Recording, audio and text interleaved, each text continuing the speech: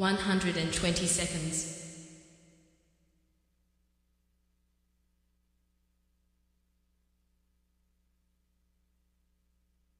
110 seconds.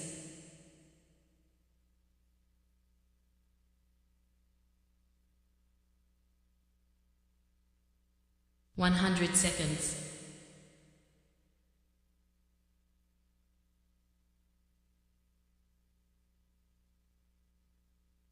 90 seconds.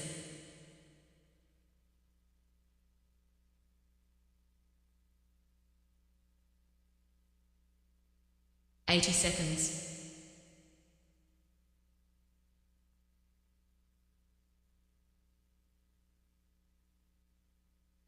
70 seconds.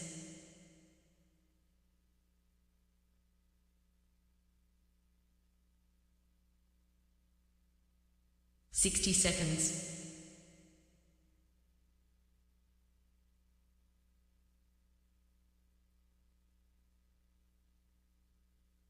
50 seconds.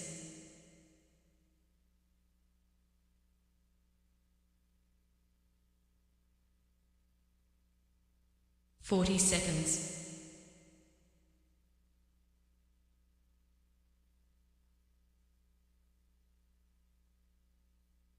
30 seconds.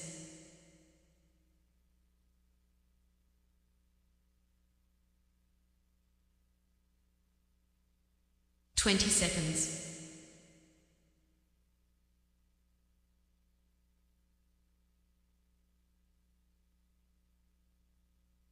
10 seconds.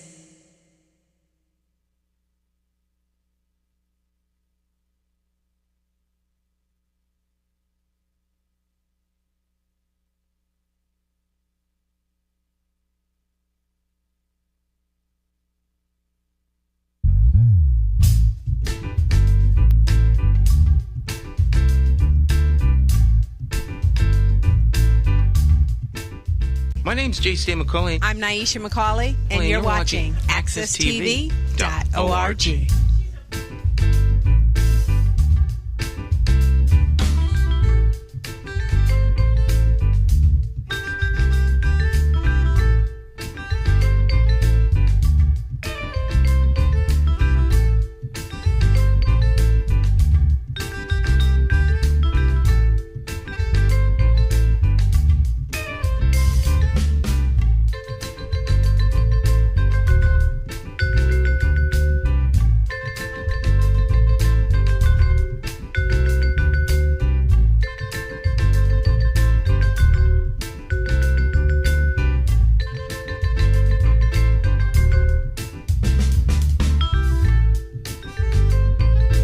Friends, once again, it's time to get our talk on. It's Morning Talk with me, your host, J. Stan McCauley, along with the champions of talk.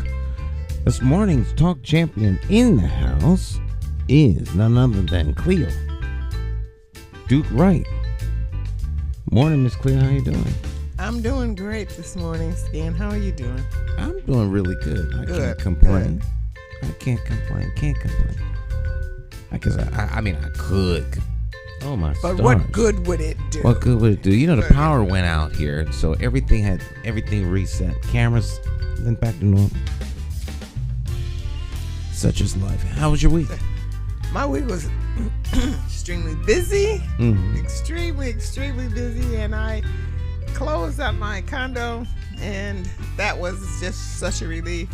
Now I have to get out of that apartment, and that's going to be another hassle. But I looked at everything this morning. I looked around and I said, well, it's not so bad. Take one step at a time and it'll get done. And then at the end, it'll be okay. 1st of April, I'll be in my new place. And that'll be good. April 1st is the big day then. That's what I'm hoping. I'll be out of there. But I don't know if all this stuff will be out of there yet. Mm-hmm. But I'll definitely be gone. And hopefully the landlord will say, well, Cleo, I'll give you time to clean that out. And maybe he won't. So if he won't, maybe he'll have to keep it. So I hope you gonna let him keep your stuff? Huh? Are you gonna let him keep your stuff? Well, believe me, by April 1st, everything that I really want will be out of that building.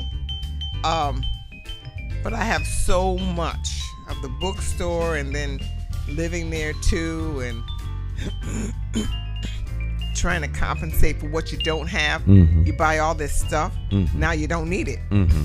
So now what do you do with it? Mm-hmm. So I'll take it to, some of it to Goodwill, some of it here, some of it there. Mm-hmm. You know, Mm-hmm. I'm hoping that someone will buy my stove that I just bought not so long ago.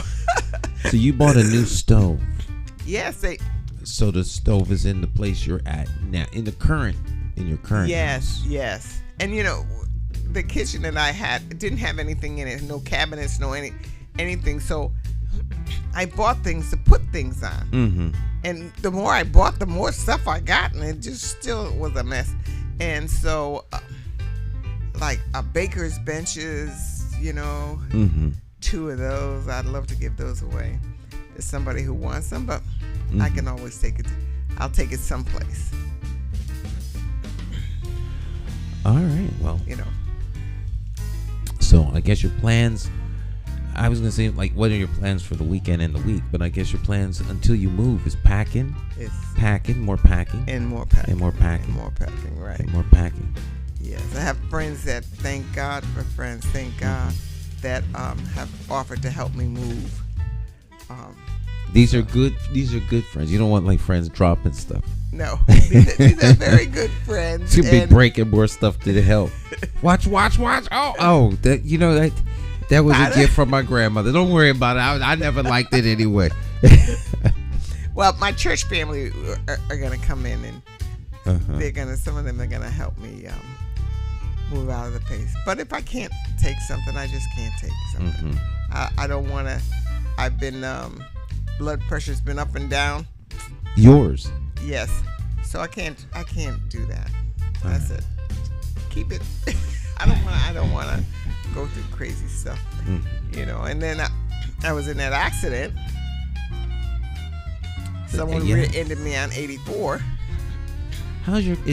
So your car's being worked on. Is that? My car they totaled my car. So now I have to get another car. I have a rental. But God's good. A friend knew a friend, and he's selling me his daughter's car. And he happens to be a car dealer. Uh-huh. And he's a very good friend of hers, and took this car from his garage and fixed it up for me and cleaned it up, and doesn't have that many miles on it, you know. So it'll last me for a couple of years. Mm-hmm. And that's all I'm saying that's all I need, but you know, who knows? That's a shame. I liked your little car. Yes. Yeah. What did you have? You had like a little neat. I had a Sportage, a Kia Sportage, Yeah. a stick shift. And you don't see standard transmission. Yes. You'd like the standard? Oh, yes, I did. I love the standard, but my son said, please don't get another standard. You're getting too old. Well, standard is nice if you like to drive. Like if you like to drive. There's not. To me, there's nothing like the standard. Yeah, and Because you're working, you know, you're constantly, clutching, shifting, and you get the sense that you're actually driving the car. Well, when I was in my 50s, my friends, first of all, we all had standards in the end of the 60s. So all my girlfriends, we always had standards. And as they got older, they all turned to automatics. And I was the only one with a standard. And they said, Cleo, don't you think it's about time that you got an automatic? You know you're getting older. Now I'm way older than that now, and I'm still driving the standard. But I guess that's gonna change. Well, we can get you an electric car. Get you a Tesla. This thing starts with a button. I got in the car and they gave me this thing, and I said, I want, but they didn't tell me how to start the car. I said, how do you start this car? What do you do? And I had too much pride to go in there and say, how do you start the car? So I said, I got to figure out how to start the car. And I'm looking all around. There's no thing for the key, So I saw this round button, and I pushed that button. and there's a sign that said, "Step on the brake and push the button, and the car will start." I said, "Oh," so that's what I've been doing. You get it in and out of the car much faster. You lock the car. You don't need a key, and I get in and out so much faster than I did before. So I'm beginning to like it. I'm beginning to like it a little bit. I don't know what the car that I'm gonna look at today. I don't know what that's. Yeah, that's a real pain. So you have like the double whammy of pain here. Yes. Moving and car trouble, like Yes. car crisis, because you got to get your car's totaled and you're moving. Yes, and you gotta drive. I'm the one that was hit the person, and I had to do all this work. Go here, go there. You can't have that rental car until But if you don't know how it goes, they could tell you anything. That's why I don't like to talk to car dealers.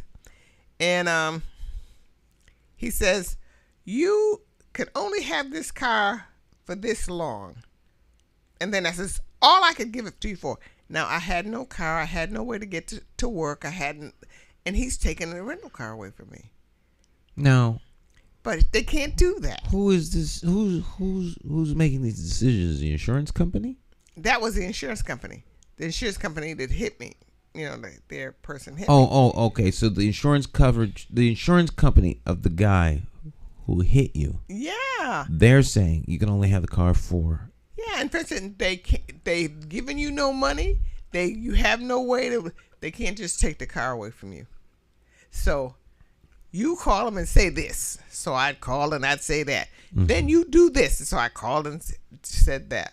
I called my cousin Alvin. Mm-hmm. I said I was in an accident. You call this lawyer. You call this lawyer. So I called the lawyer. He says, "Oh yes, I could help you. I had a horrific headache. Okay. I didn't hit my head, but I had a horrific headache. Mm-hmm. You call this lawyer, and you do what he says." So I called the lawyer, and he got me set up for. I did hurt. The back didn't hurt at first, but then it started hurting a couple of days later. So he sent me to some therapy. He sent me to this. So I'm saying, Alan, all right, I'm going to this thing. I'm going to this lawyer, and he didn't have anything to do with the car. He said, just do everything he says, period, and the story, that's it. You'll be okay. Take me out to dinner down the road. So he has a lot of faith and trust in this particular lawyer. Then he has a lot of trust in the lawyer. Yes. If you need a lawyer, if this one doesn't work out, I'm sure it will, because of course Alvin made the recommendation. Alvin, yeah. Both lawyers and my closing lawyer, he sent me to a very good lawyer. Here, call this person. Mm-hmm. Alvin gives orders. So I said, all right, I'll call that person. Do not question my kid. And he took very good care of me.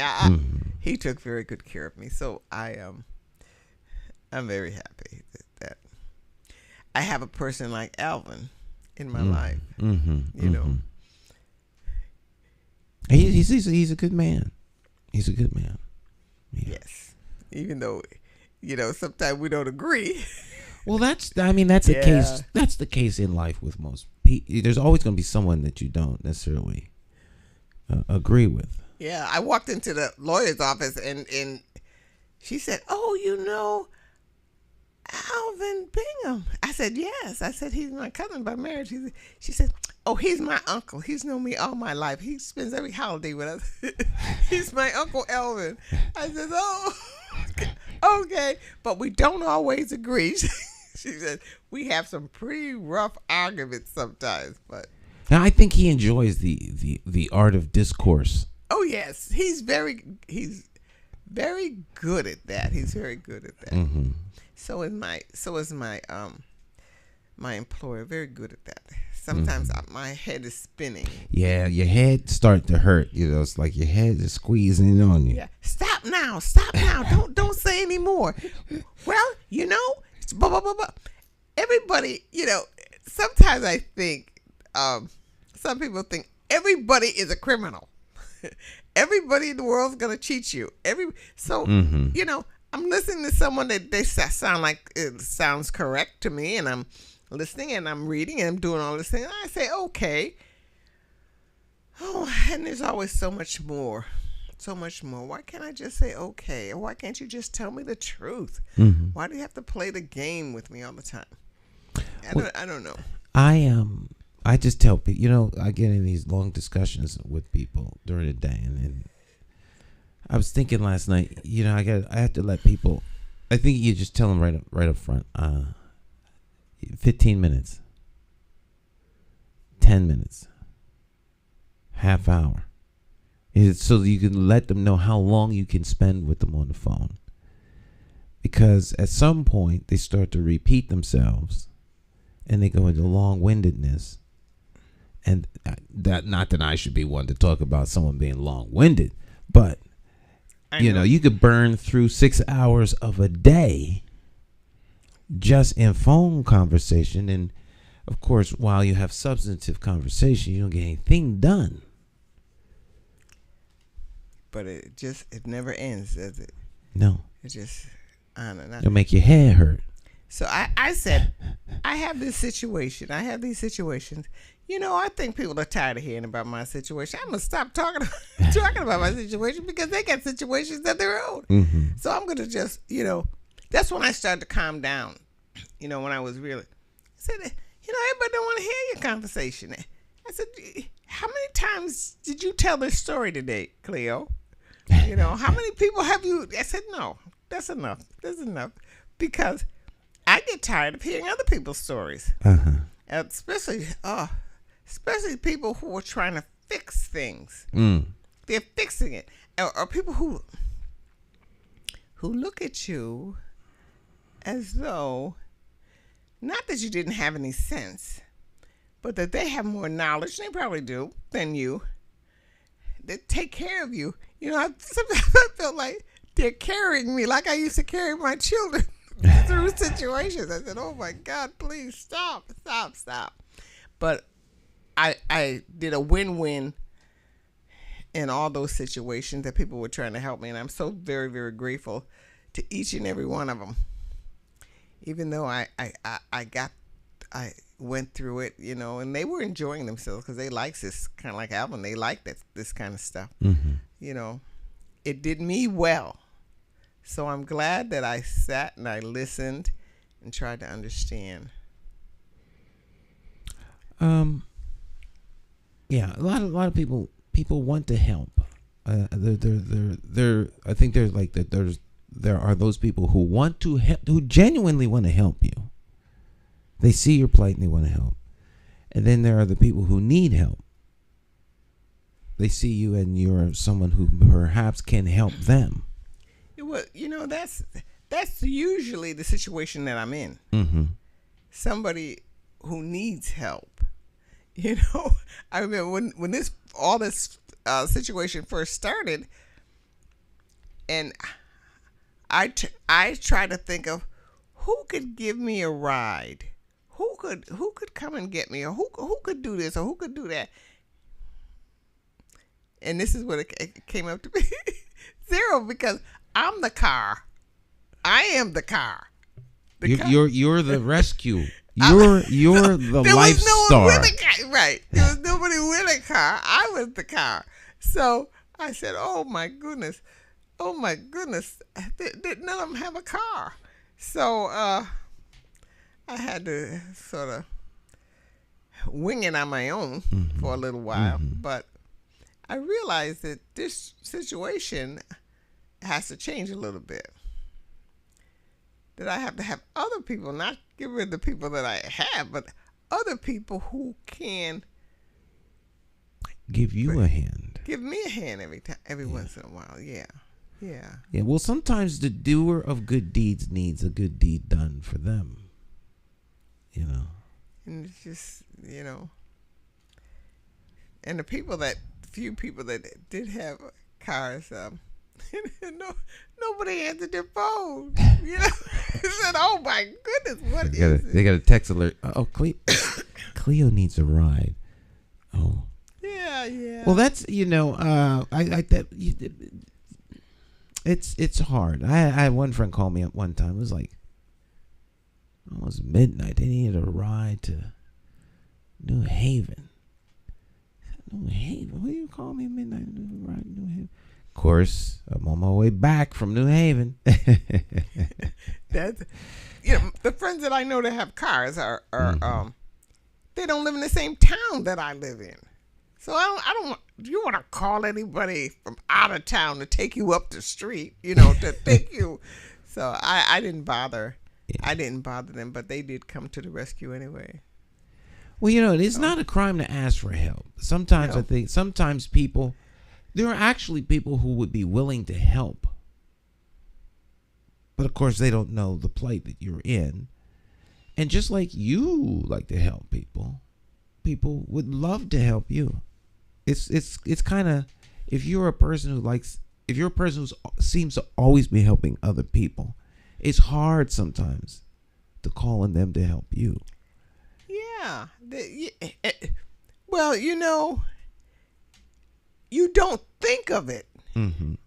In some ways, you don't really think of calling anyone to help you. You just say, "Well, I'm going to go through this situation. I'm going to do it, do it myself." Mm-hmm. So those are the kind of things you got to get out of, because that's ridiculous.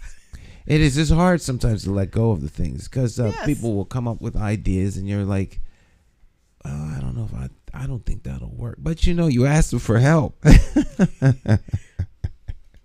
So you have to let them actually do. That's right. You have to let them do the thing. You gotta let people help you, even though it feels kind of funny. Mm-hmm. It feels strange to call people and say, "Could you help me?" It even feels strange me sitting here saying it. Can you help me? But many times you do need help. Even relatives, I have a hard time with that too. Mm-hmm. To say I need help. All right, let's take a little jazz break. We'll be right back. Little Jay Hogarth off his new album. Stick and stay. Don't go anywhere. Morning Talk.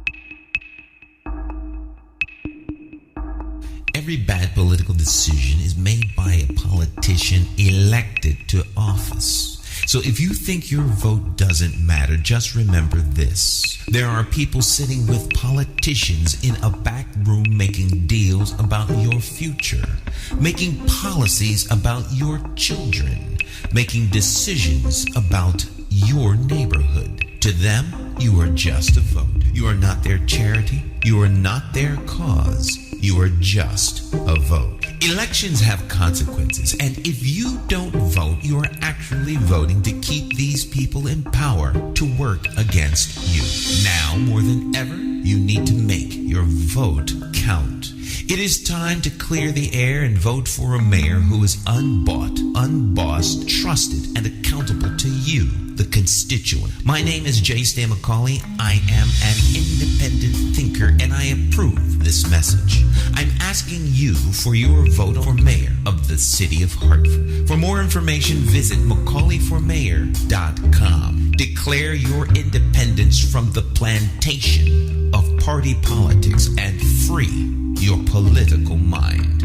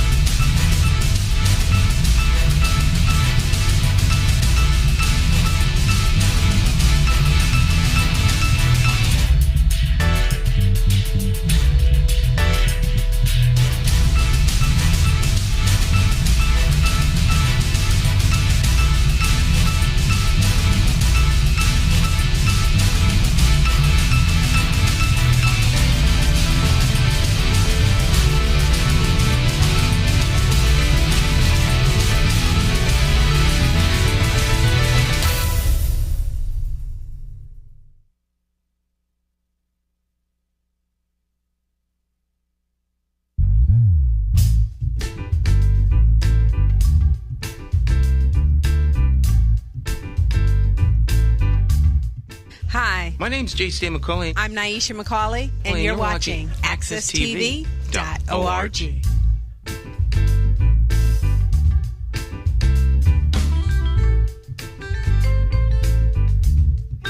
All right, my friends, it's time to get our talk on. Once again, we return. It's Morning Talk. I'm your host, Jason McCauley. Along with me, the champions of talk. There they are on your screen. Jonathan Small, Cacique, and Dr. Maya Bowen. Here today, of course, is Cleo Duke-Wright, talk champion. In the background, Jay Hogarth. Check him out at jhogarth.com. Holy Spirit Consciousness. That's the song displayed in the background. The album is very, very, very nice. What'd you just say?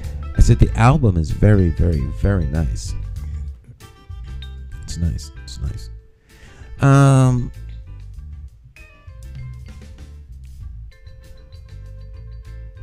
Harvard politics is happening. Harvard politics? Yeah. I guess it is. A lot going on. Certainly is. There's I think there's 8 people in the race. 8? 8 people running for mayor. So far. Who else came? Who else came in? Let me see if I can name them all. Because there were 4. Wasn't there 4? Oh, originally there was only 1, but of course that changed, and now there's 8. So you have former judge, former state senator Eric Coleman. You have Arunan Arulampalam.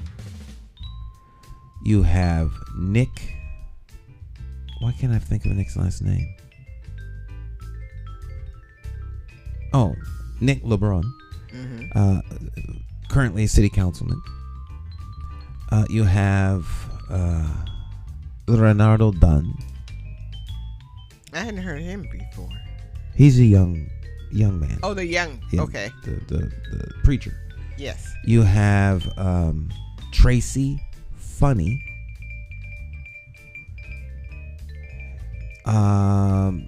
You have Giselle Jacobs. You have Senator John Fonfara. That's 7. And then I'm in the race. So that makes 8. That's 8. There will be a Republican, most likely, in the race. That'll be 9. Then you'll have maybe the Libertarians. We'll put somebody in. So that would be, if the Libertarians put someone in, that would probably be Dr. Lewis. Aaron Lewis. That's 8, 9, 10. 10. So we did 10 people, which is very interesting because if everyone is allowed to be in debates, 3 minutes a piece is a half hour. So like one question Gonna last. before it goes all the way through everybody, there's a half hour. So a 1 hour event would mean 2 questions. It'd be 2 questions. So you'd have to have a 2 hour event, and you could ask 4 questions. So I don't know what they're gonna do. I don't know how they're gonna do it. Television debates generally were rather short. Here, now I'm not talking like presidential stuff, because the presidential debates have had 9 people on stage for like primaries. The Democratic primary and the Republican primaries, the debates leading up to the primaries, had lots of people in them, but then they whittled down over time. So I guess it depends on the debate holders, the people having the debates, and then what's the criteria for the debates. So you as a constituent, as a voter, someone who's familiar with the political scene, you were on town committee for a short time, or Yeah, just a short okay, time. so you were on town committee.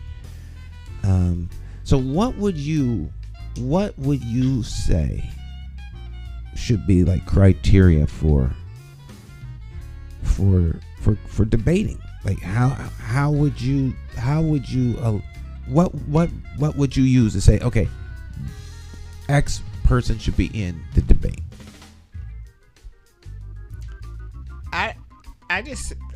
I think everybody should be in the debate. So everyone who's running should be in the debate. Everybody who's running and wants to be in the debate, I think, should be in the debate. Or you could split it where you have 5 people, and you said 10 people, right? If I'd say by the time this thing gets really underway, there will have been 10 people submit paperwork to run for mayor. Now, they may not all stay to the very end, but I'm sure there will be at least 5 or 6 solid candidates in the debate, quote unquote viable candidates. And even with that, I think they all should be in a debate, and I think if you haven't got the patience to sit there and listen to them, and I think they should be 2 hours long, so that you could get the 4 questions in. You might need an intermission. You might need an intermission, and then you go right back to it. If I'm an interested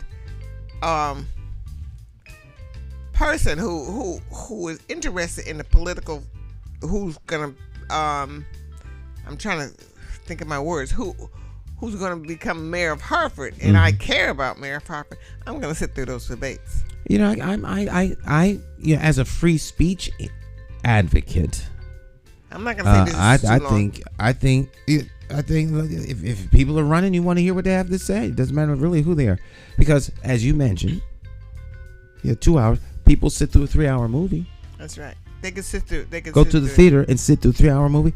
Go to the theater and watch a 3-hour play. Right. But it would be nice if the candidates were not too boring. Well, that helps. The you answers were not too boring. Right. That helps you determine whether or not somebody's. Now, when you see how it's to me, I'll say it's stand, not necessarily the truth. To me, the candidates are applying for a job. They're applying for a job, and I think that the general public should ask the kind of questions that you would an employee. Not treat the candidates like a king, where you hope they do something good for you. Like curry favor with the king, but your employees you don't curry favor with them. You tell them what you want to be done. That's not how people think, or most of the people I know think about candidates. Mm-hmm. They think I'm here and they're there, and I'm asking you for this, or not as I'm your boss. I expect to see this. I want to see this. You want my vote. This is what I want. This is what I want to see. And candidates don't talk to participants, talk to the general public as though they're applying for a job. They don't talk like they're applying for a job. Not really. They talk like they have the job, and you're lucky to be in their air. Yes. Right. So you gotta make them apply for the job. Right. And I think that's one thing that's great about the debates. You gotta be a mini. Mm-hmm. You're not walking over her, right? Well, yeah. You apply for the job. You want her. You're a candidate. You want her favor. You want her favor. Mm-hmm. Now, if Cleo walked up to you, well, who is she anyway? So you may not care whether I like you or not. But those people who have really shown that they really care about Hartford, that they have certain concerns, and that they can make a difference in your campaign, they act like they're applying for a job there. When they go talk to union bosses, yep, they act like applicants. Yep, it depends on who they're talking to and who they and where they are. They're gonna act the same way if they have a debate at Weaver as they would somewhere else. It's like the Hartford Public Library or some other place. Does a place, this is a question, does a place that they have the debate make a difference on attitude? It makes a difference on attitude if you are a respecter of persons. If you are a respecter of persons, then it makes a difference. And that, I guess that might be kind of like a more Bible type of a thing, so I guess in a non-Bible speak, if you see certain people as being better than others, then it makes a difference. So like if a guy is wearing bummy clothes and looks a little bit disshuffled, do you treat him the way you treat the guy that just stepped out of the Rolls Royce or a Tesla wearing a $1,000 suit? And so and the one that's in the tattered clothes probably is the smarter of the right two. There you go. Right. So you're making these judgments and you don't know who's the smart guy. Right. He also has a Tesla, but someone rear-ended him and he tripped into the muddy water, and the only thing that he could put on was this tattered clothes. So he looks disshuffled, but he's not a disshuffled individual. He's No.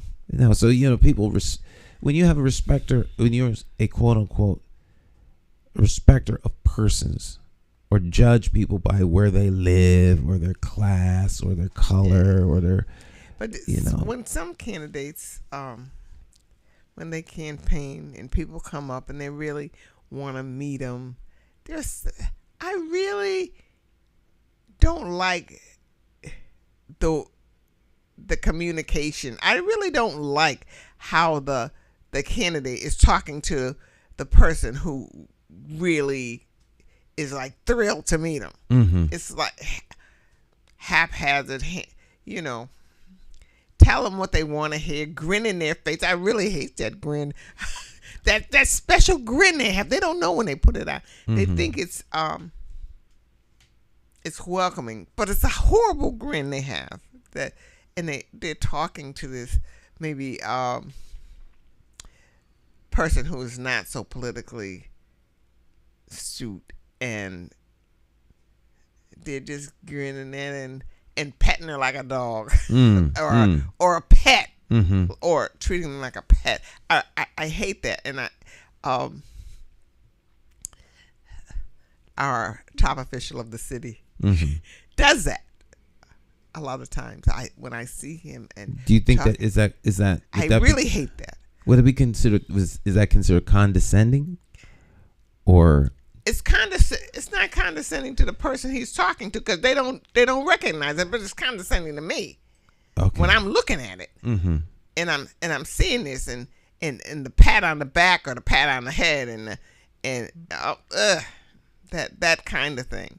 Mm-hmm. Even if the person is acting, like they're not all that astute, you should treat them with just so much honor.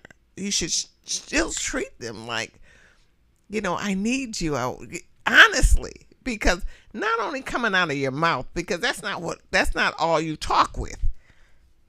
You talk with your whole body. And so your eyes, somebody else everything. Looking at it mm-hmm. would know that you're just talking out of your mouth, because your body is not saying what your mouth is. Mm-hmm. Mm-hmm. It doesn't match. It doesn't match, and it angers me. And there's another senator here who does that all the time. Go in and talk to you like you're a bunch of kindergarten people, and while his person who he comes with stands on the side and just looks on and says, "Oh, these dumb people." That's what I think. He may not be saying that, and he's in there. Yeah. Oh, Senator. Oh, my God. Mm-hmm. Of course. They never talk to me. I never talk to them. I never talk to them because I don't have anything to say to somebody like that. I don't have any. What am I going to say to him?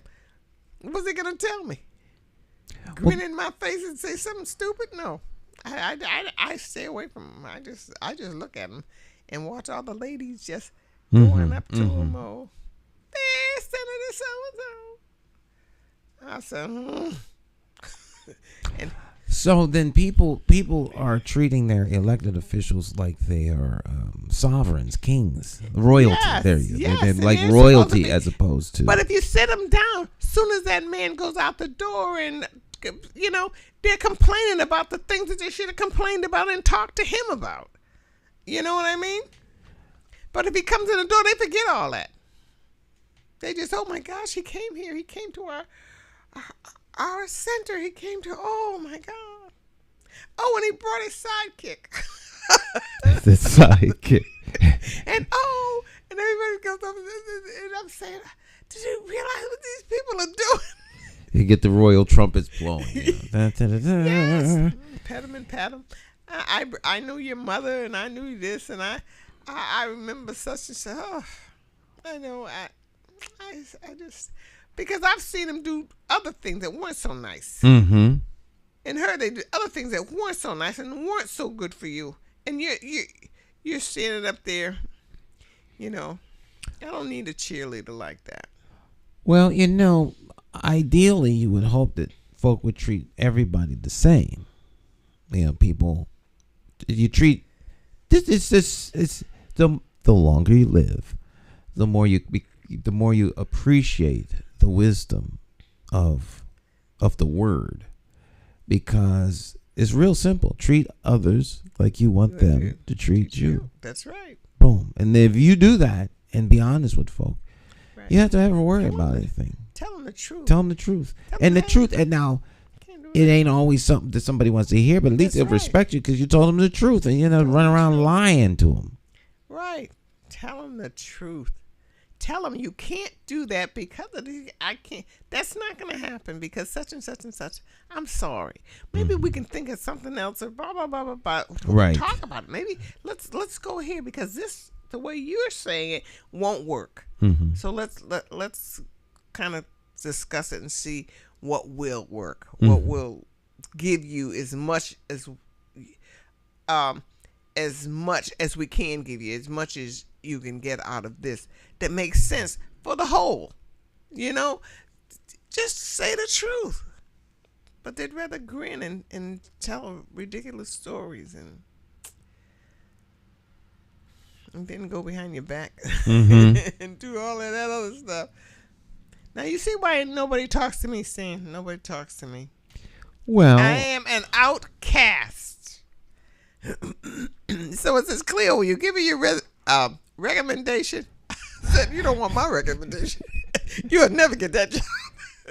No, you don't want my recommendation, no. Well, I think that kind of honesty is missing in the discourse, and it's so necessary because it will cause people to be more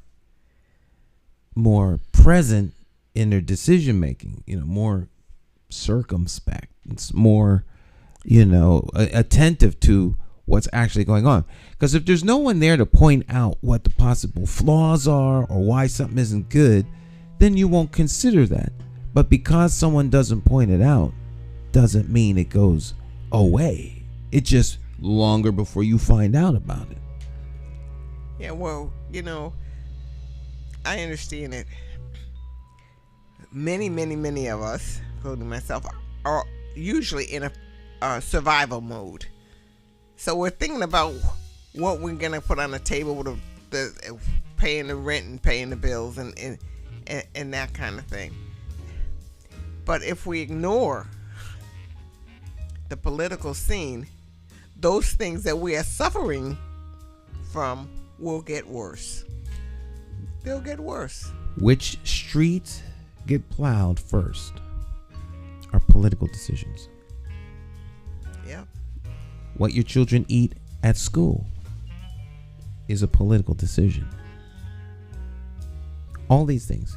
Which streets get worked on first when you're having sewer problems are political decisions. Most decisions are political decisions. Whether the library stays open until 8 o'clock or 9 o'clock, whether the youth centers are closed on Saturday morning until noon, or whether they open early at 8. Political decisions. All of those are political decisions. So the people who say that, well, I don't get involved in politics, then you don't have a voice. You don't have a voice. So what happens to you just happens to you. Right. You get have no voice, so you can complain, but what good would it do if you're not going to be active in it? I wasn't active for years. I'd go into voting booths and I might know one name. When my kids were little, I might know one name. I wouldn't know anything else. But those were the days where you just push down the lever, the Democratic lever, the Republican lever. Now you have to actually vote for people.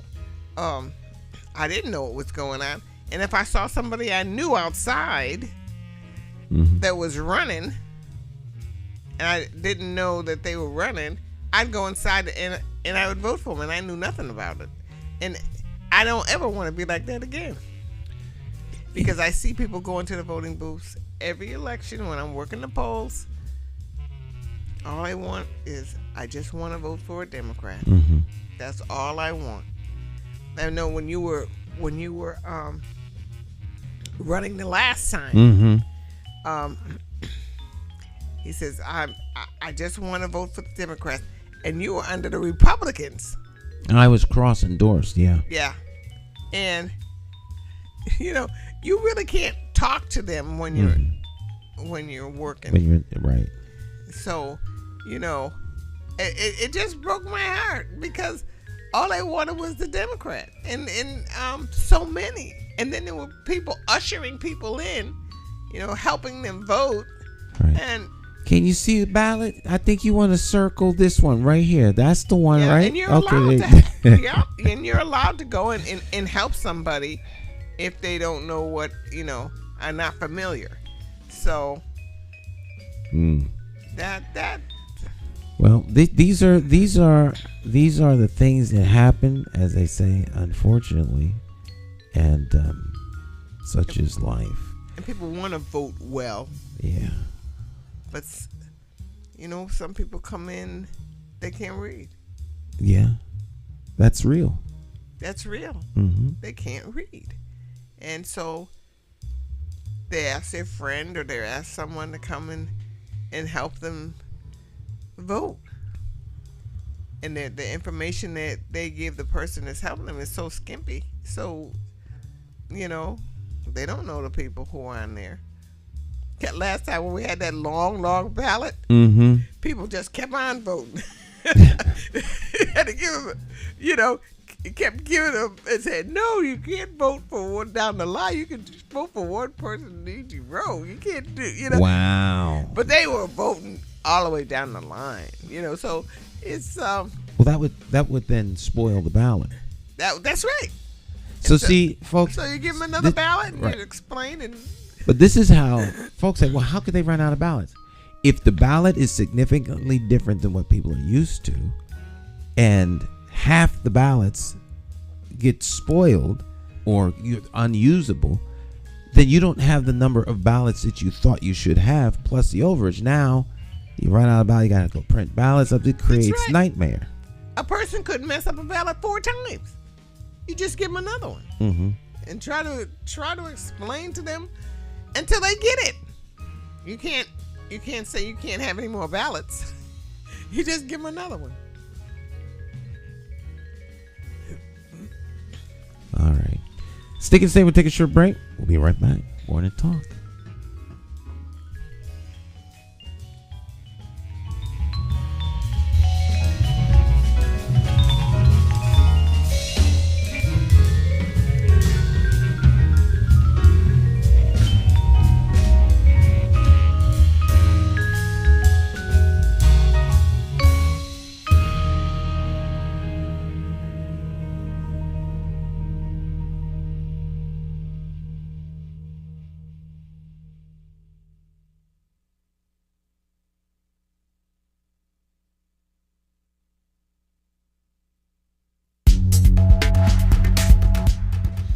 So my name is Nelky Maldonado. My name is Ramon L. Arroyo. And we know that Hartford Parent University provides good services and resources to parents in our communities, which are greatly needed because a lot of times our parents, they don't know where to go, how to get information, and being part of this program is essential to them in being successful in their children's education. And I think that parents should get involved in their kids' education because it's very important. Education is, I always believe, is a success in life. If you got a good education, you can be very successful.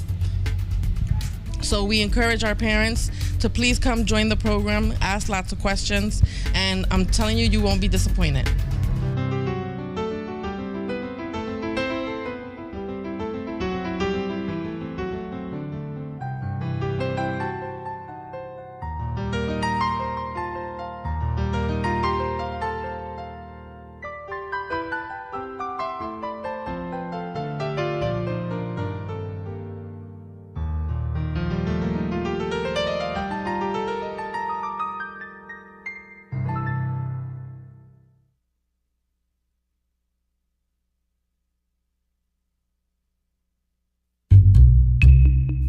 How do you define evil?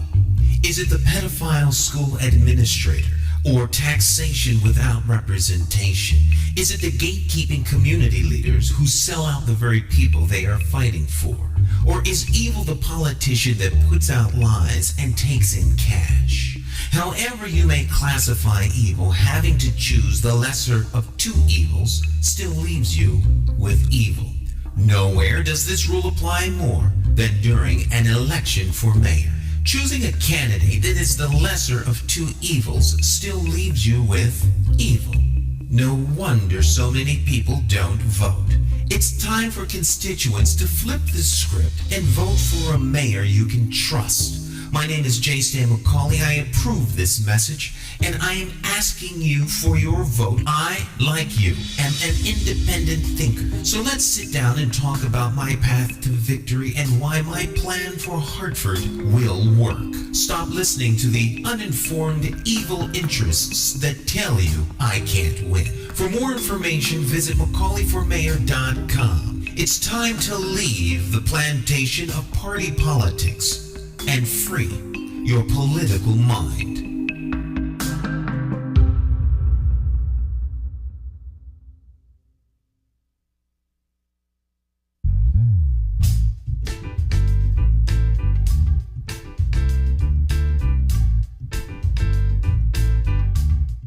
Hi, My name's J. Stan McCauley. I'm Naisha McCauley, and you're watching AccessTV.org.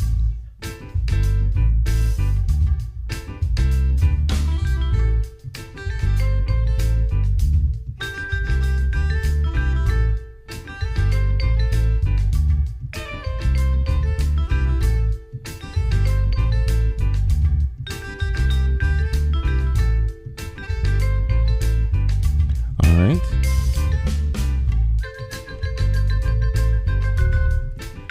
Okay, welcome back. It is Friday. It's open. It's an open forum.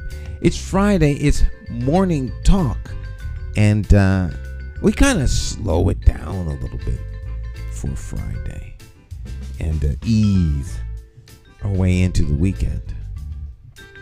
Cleo Duke-Wright is here, talk champion, and we're just having conversation, chilling out. Let's listen to the radio. They're talking about crime on one of the morning radio stations and crimes in the inner city. I think it was an okay conversation, but it lacks a certain perspective. And A discussion on crime in the city. it was a discussion on crime in the city, but like, you know, how bad crime is and why crime is bad. And of course, this was a more conservative radio program. So, of course, all crime was the fault of Democrats. Which is always so interesting to hear the blame game. When someone doesn't like a thing, they always blame they always blame it on some other entity. Why the Democrats? Because it's a political. This is a more conservative talk show that's Republican. So they blame the Democrats for crime in the city because many of the cities were controlled by Democrat mayors. I don't think we should vote for anybody who plays the name game, the blame game. Mm-hmm. I think we should just scratch them and just, put them over to the side. We want to know about us. We don't want the right. How are you gonna fix the problem? It really doesn't matter. They have never fixed it. Right. It doesn't. It's not. It's really not fixable. We could lower it.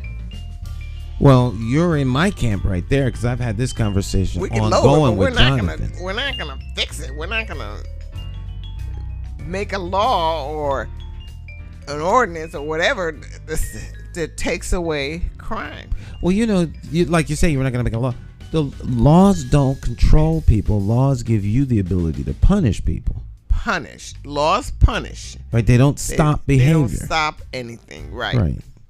If you create, it's like, well, you know what? If we put the money in a steel box with a big combination lock, and we make the door like 2 feet thick, then our money will be safe from the average walker buyer. But the person who's intent on getting your money is going to get in there and rob you. Somebody's going to be able to get through that door. Doesn't care if there's a safe. Someone's going to be able. So we exploit the weakness and take your money. If someone's intent on doing something, they're going to do a thing. The criminals plan to be it's brilliant. That's what they are, criminals. It's brilliant what we have done in the last 30 years with computers and all this wonderful things. Well, the criminals are getting smarter too. As we invent things, they're figuring out how they can get their part of your invention. How they could crack that nut here. Mm-hmm. We always get smarter together. Why is that? Yeah. You invent the internet and Facebook and all these things, and people are and the criminals are right there, doing their dirt. Absolutely. So you're not gonna ever. They advance just like everyone else advances. That's right. That's the right word. Advance. They advance just like everybody else advances. So you're not gonna get. But you could slow it up. You could. I really think that if you put God back in the picture, you could slow some of this stuff up. Well, I absolutely positively agree with you. They take the standards away. Yeah. It's like taking guardrails off the road. If you take the guardrail off the road, then people can't see where the edge of the road is, and they're likely to drive off of it, especially at night. But as long as there's a guardrail and you can see where you're going, and God is that guardrail. And if you take him off, folks just do whatever they want, and anything is okay. Anything is okay. There goes your morals, your honesty, everything. If you don't have scripture, so you don't really you don't really know how important it is, and you don't know how much it directs your life. If you've had that in your life, it stops you from doing a whole lot of things and causes you to do other things. Yeah. If you have that in your life. Mm-hmm. But if you don't have it in your life, it's scary. It's really scary when I listen to some of these young people with there is no God in their life. There is no spirituality in their life. And anything they want to do is okay. Mm-hmm. And they end up dead. Mm-hmm. Mm-hmm. I'm moving somewhere else because I don't want to. I'll probably still see it, but not as much. A young man, people do bad things, but that doesn't necessarily mean the person by themselves basically is a bad person. Mm-hmm. So you're looking at this young person and you see all these beautiful things about the person. And yet he's killing himself or she's killing herself. Mm-hmm. And she has these wonderful children at home that are growing up without her. So it just hurts me. It hurts my heart when I see it, because when I look at people, I don't see bad people. I don't see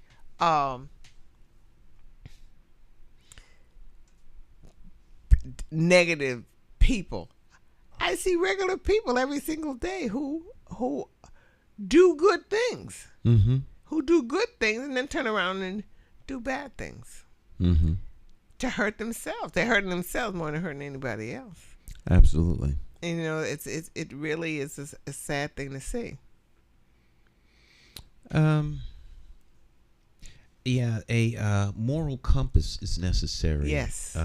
So that we have a sense of, direction, a sense of right and a higher a higher sense of right and wrong than us mere mortals, than people. Because, religion, understanding that there's a difference between religion, Christianity, Judaism, Hinduism, there's 4,000 different religions. We get into, we run out of time trying to name them all.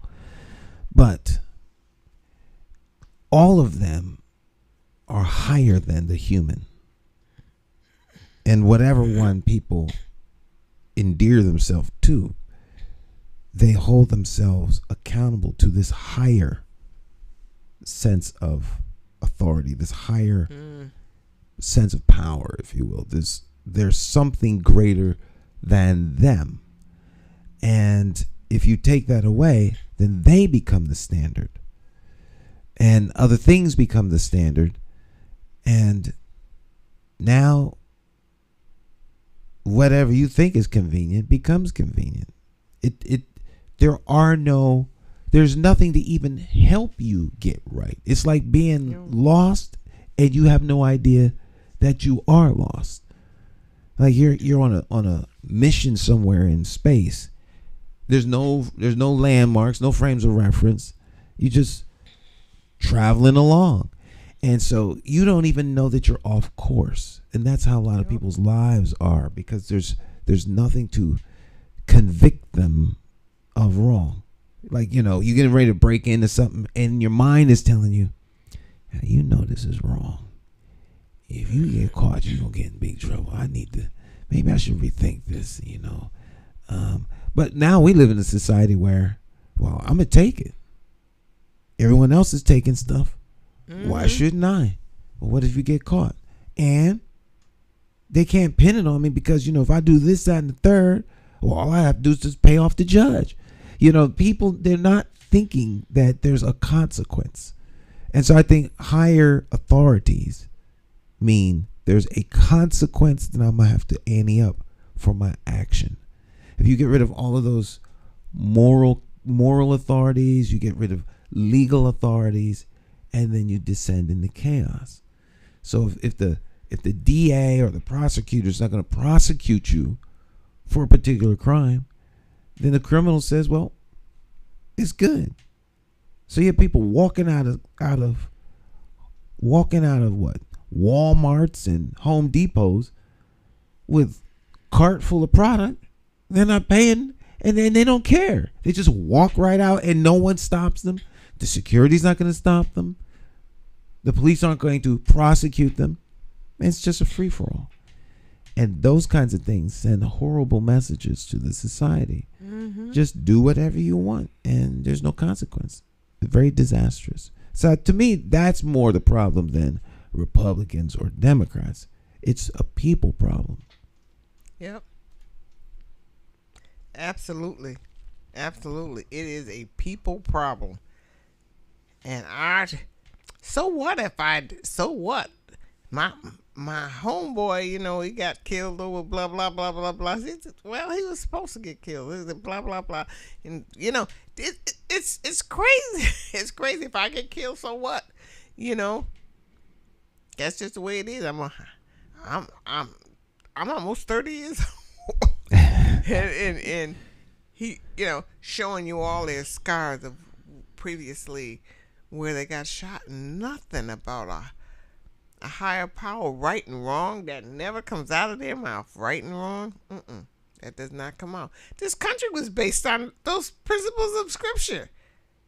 It was based on that. I think that's why we have lasted so long, that we have grown, that people want to come to this country. Thousands of people want to come to this country, and you're going to mess with the Constitution? The thing that has kept us steady for how many hundreds of years? Made us different? Absolutely. I mean, these things are irrefutable. And that doesn't mean that we're being dismissive or refuse to acknowledge bad and error. Right. But the good aspects they're self-evident. We said the forefathers set up a stable government. That they knew we'd break the rules, break the law, because we're human beings. But that rock was still there. Mm-hmm. That rock was still there. And you take away that rock and we're a free-for-all. We're just a free-for-all. Well, as we press our way on and see what happens, former councilwoman and former council president Arjo Wench, she always says, all politics is local. And it is. We live where we live. We don't live in California. Now, I live in Hartford, Connecticut. You might actually live in California because you can watch this all over the country. But nonetheless, you live where you live. Right. And the politics where you live affects your life much more than something way far off. And so if you don't like the way things are going, you have to get engaged where you live because you can make an immediate change in those areas. Yes, the President of the United States, the election, that's not the most important election. For you, when you live in Hartford, Connecticut, this is the most important election. These are the most important. Mm-hmm. These are the ones that are going to affect your life immediately. Absolutely. Immediately. And who you vote for city council is extremely important. I'd say the council race is, if I wasn't a candidate, I would say that the council race is more important than mayoral race.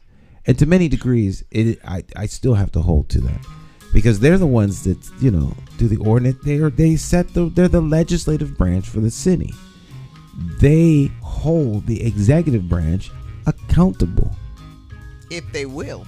They hold all of the executive branch departments accountable. They can have hearings, financial hearings. There's so many different ways to hold department heads and other departments that deliver things accountable. Mm-hmm. If everyone is doing their job, if everyone understands that their failure to do their job brings a consequence to everyone in the city. And your town committee is very important. Absolutely. Very important. I didn't know how. Of course, I didn't even hardly know what a town committee was before I got on it. But after I got on it and I realized something, I didn't know how very important the town committee is extremely important. Is to our everyday lives, and that is the part that we can all take part in. They're really the governing body of the party, the town committee. So if there's a super personality in the town committee that controls the town committee, then they become the super